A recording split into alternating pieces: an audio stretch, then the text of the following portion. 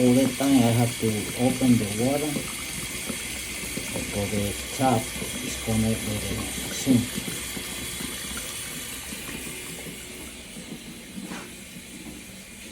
If I see water coming up to the sink. I don't know if you can see or not.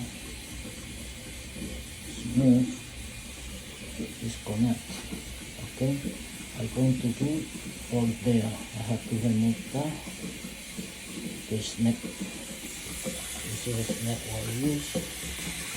You can do it for here too. For the sink. And the sink, you know, and the bottom. Sometimes you make a hole. I pull a plug. But right now